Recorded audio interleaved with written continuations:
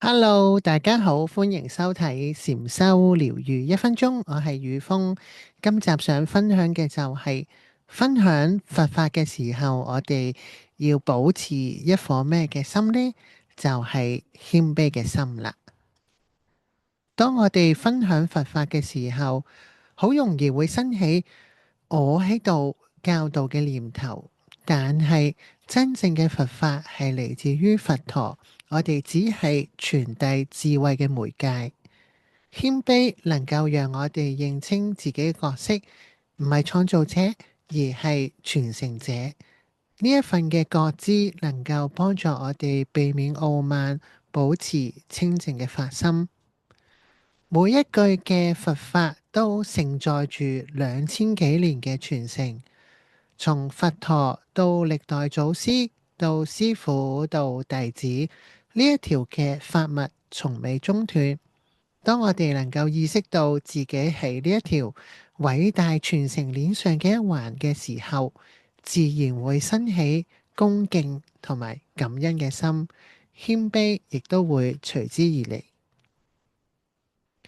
一切嘅法教都係源自釋迦牟尼佛嘅證悟同埋慈悲，四聖諦、八正道、12因緣都係佛陀親身體證後嘅智慧結晶。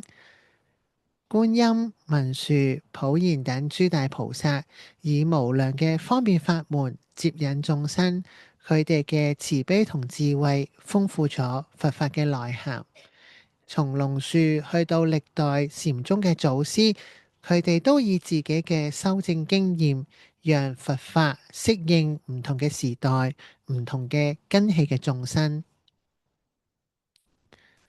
所以喺分享佛法嘅時候，我哋可以先禮敬三寶，提醒自己只係法嘅傳遞者，唔係創造者。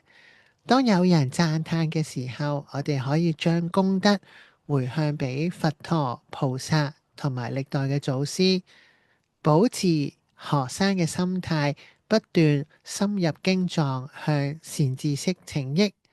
真正嘅謙卑唔只係語言，更要喺日常生活中體現佛法嘅教導。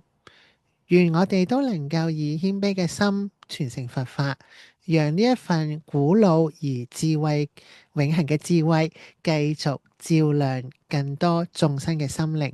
多謝你收睇禪修療癒1分鐘呢個 YouTube channel。如果你鍾意我哋嘅資訊，邀請你免費訂閱我哋呢個頻道，期待喺下一集再同大家分享。拜拜。